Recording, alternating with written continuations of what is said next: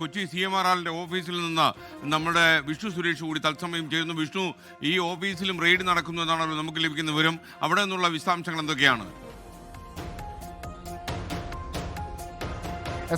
CMRRന്റെ കൊച്ചിയിലെ ഓഫീസിന് മുൻപിലാണ് ഇപ്പോൾ നമ്മളുള്ളത്. ആലുവക്ക് സമീപമുള്ള അവിടെയും പരിശോധന ഇപ്പോൾ പുരോഗമിക്കുകയാണ്. ഈ CMRL മാസപ്പടി എക്സാലോജിക്ക ഇടപാടുമായി ബന്ധപ്പെട്ട് ഇത് രണ്ടാം തവണയാണ് CMRLന്റെ ഈ ഓഫീസിൽ പരിശോധന നടക്കുന്നത്.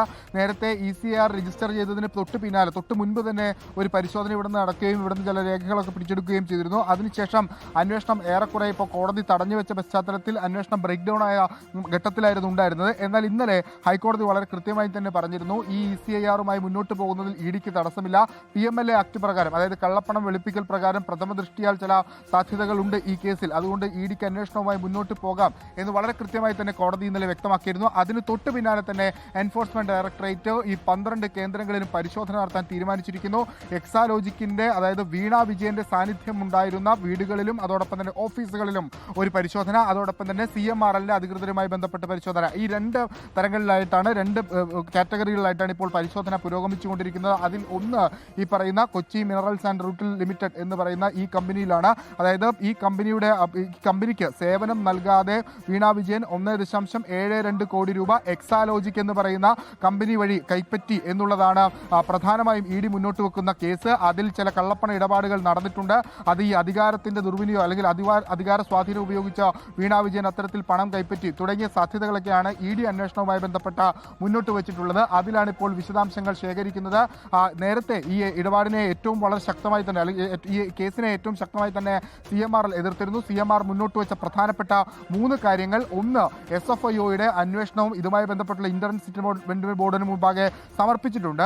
അതോടൊപ്പം തന്നെ ഇതൊരു പ്രൈവറ്റ് കേസാണ്, അതായത് 2 വ്യക്തികൾ തമ്മിലുള്ള കേസാണ്. ഇതിൽ പബ്ലിക് മണി ഉൾപ്പെട്ടിട്ടില്ല.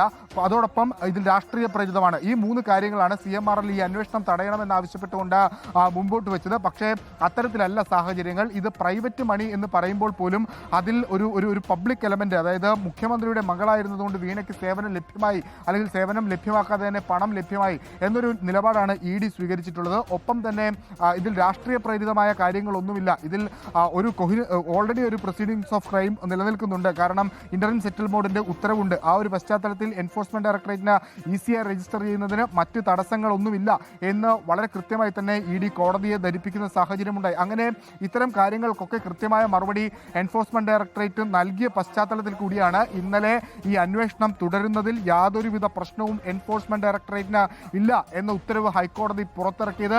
ആ ഹൈക്കോടതി ഉത്തരവ് പുറത്തിറങ്ങി നിമിഷങ്ങൾക്കകം തന്നെ 12 കേന്ദ്രങ്ങളിലേക്ക്